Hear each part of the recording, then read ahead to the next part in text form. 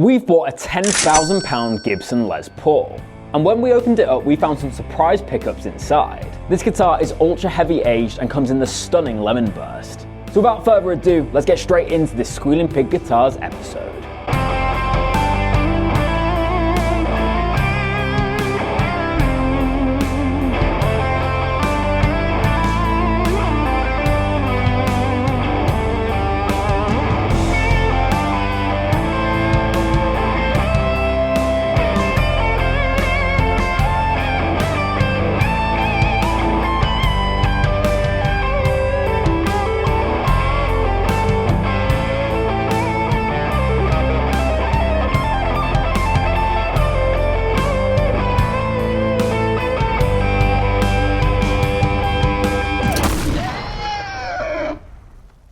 Hello guitarists, welcome back to Squealing Pig Guitars, the home of luxury shell machines here in Nottingham, England. My name is Keightley and today we're taking a look at a £10,000 Gibson Les Paul. This is an ultra heavy aged Lemon Burst one and it has some surprise pickups inside. But of course here at Squealing Pig Guitars, our main mission is to find the best guitars in the world. So we'll be rating this Gibson Murphy Lab on 3 aspects. Number 1, aesthetic.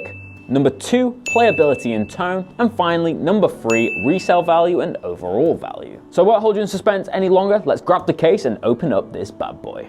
Oh yeah. So here we are guys, I've got the case on the floor. I love these ultra heavy aged cases, they just look so cool. But let's open it up. So inside, we have the creme de la creme, one of my dream guitars. We've got a Gibson 59 reissue with a beautiful Lemon Burst. Of course, we'll reveal this later, but we've got some secret pickups in this guitar, which apparently are some of the best on the market. But inside the case, we get a Murphy Lab COA, which has the nice lacquer checking on it. We get some assorted paperwork, and we have the medallion, which you can add on to the back of the guitar if you'd like. So that's everything that you get in the case of a super expensive Gibson Les Paul. So now let's head out to the studio and do the daylight test.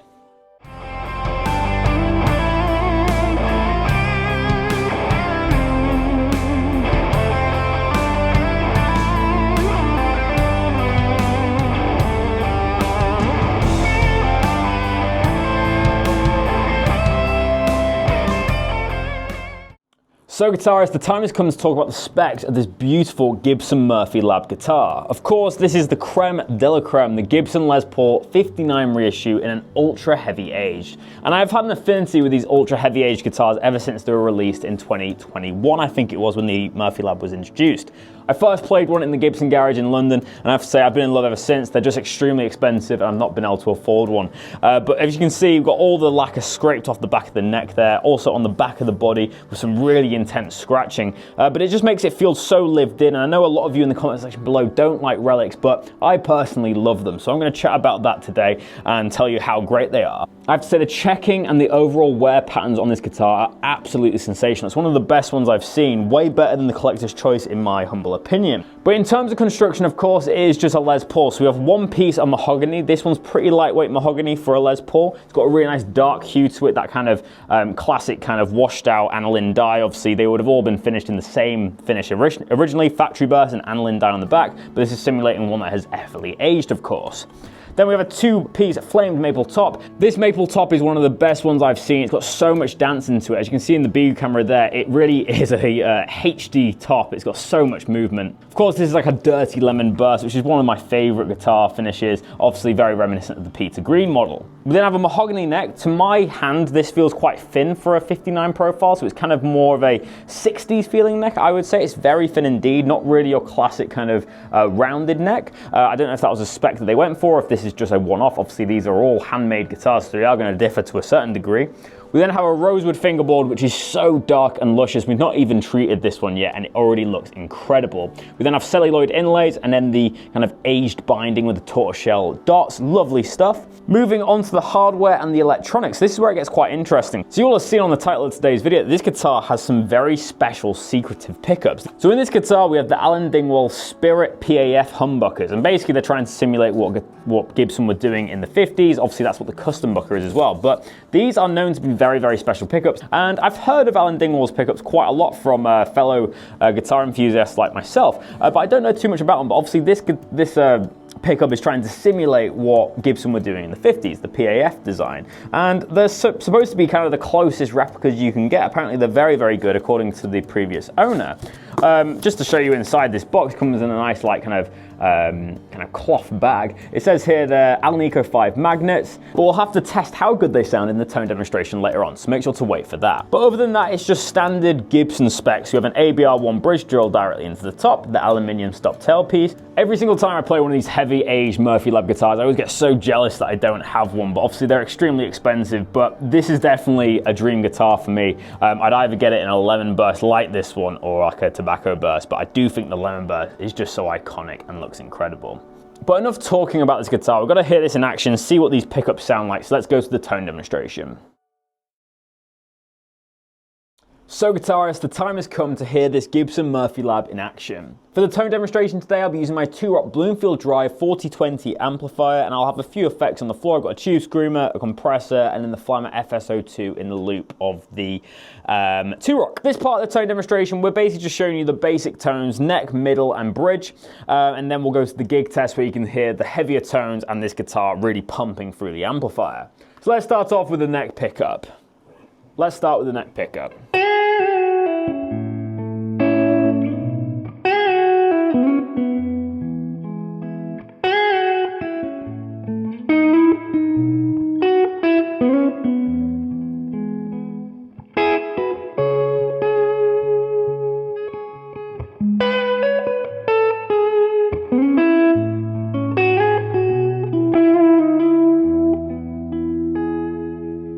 Lovely neck pickup tone, so balanced. That was on full volume and full tone. If we roll down the tone control a little bit, you're going to get a bit more of a jazzy tone.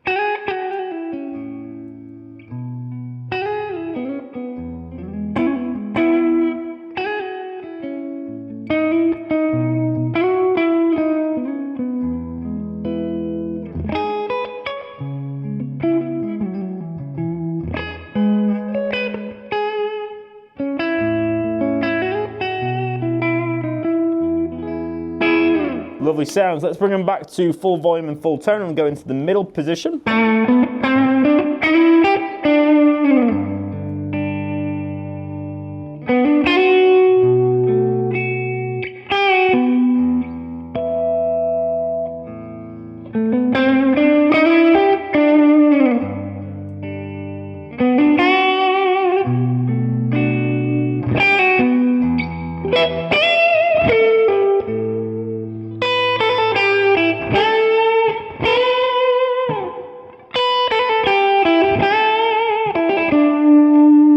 So the middle position sounds really nice. What I've noticed with these Alan Dingwall pickups is that they're very transparent sounding. They've got a really nice kind of mid-range. They sound very classic, very vintage inspired, but yet again, they don't feed back too much and they do sound very different to the custom bookers that Gibson are releasing. I have to say this guitar resonates very nicely. It's a pleasure to play and I really like the sound of these pickups. I'm aware they're an extremely expensive set of pickups. Obviously the originals are still in the case with this guitar. Now let's hear the bridge pickup, the tone that defined the burst sound.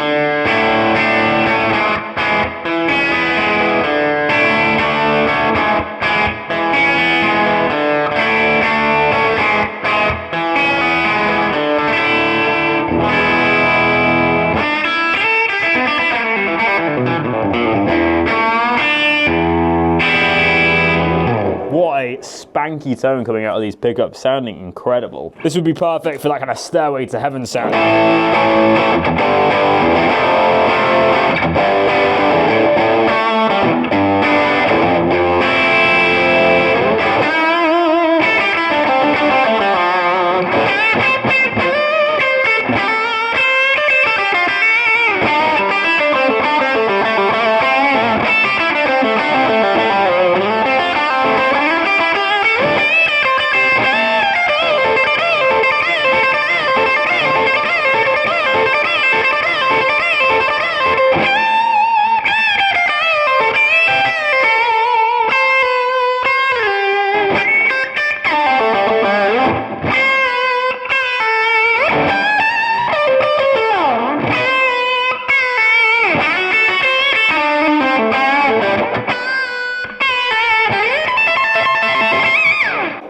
Wow, what a tone demonstration. This guitar sounds incredible. I have to get myself a pair of these Alan Dingwall pickups. They sound truly sensational. So guitarists, that is the end of the tone demonstration. Now let's go to the gig test. So guitarists, now it's time for the gig test, my favorite part of these videos. Of course, today we have an outrageous Murphy Lab Les Paul, and it has the Alan Dingwall pickups in. So we'll see how it reacts in the feedback test, overall tone test, and in the mix test. So let's just start by rolling up the volume on the bridge pickup.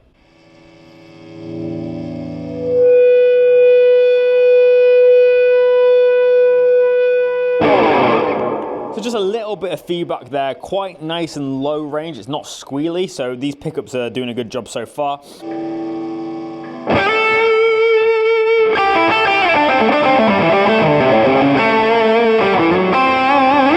I have to say that is such a beautiful, rich tone going for the 2-rock there. Now let's do a little bit of a jam. I'm going to turn off that delay pedal.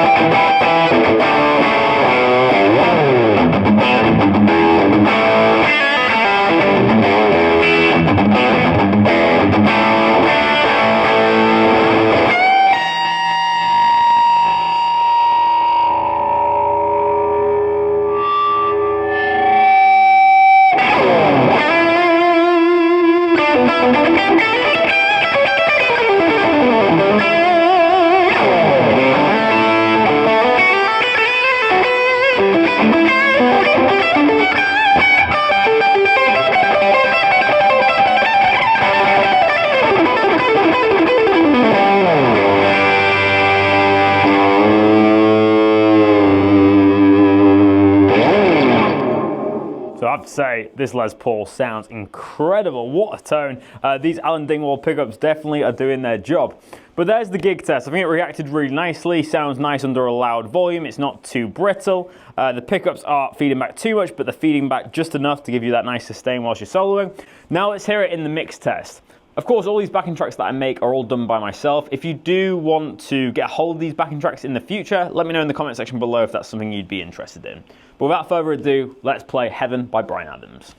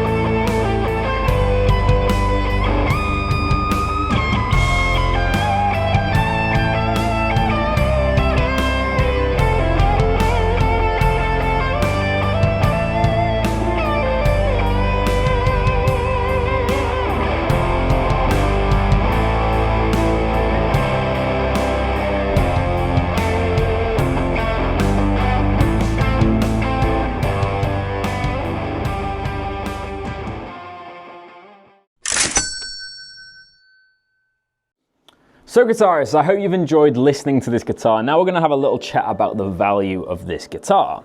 Of course, ultra heavy relic Murphy Lab guitars, especially the Burst, are some of the highest end Gibson guitars you can get. They usually come in for about £10,000 at retail price. Sometimes you can find them for a little bit cheaper, obviously if they're on sales or whatever, but £10,000 seems to be kind of the baseline figure. Second hand though, you can save yourself quite a lot of cash. Of course, just like anything really, once you take it away from a brand new retailer, it takes about 20 to 30% hit. So we're going to be selling this guitar second hand for about £7,800, so £7,800, which is obviously quite the discount off the £10,000, but it's still an incredible price for these guitars. And obviously, as I mentioned previously, these are my dream guitars, but I've just never been able to afford one, as £7,000 is just outside the realm of possibility for buying a guitar unless I was going to be trading or whatever.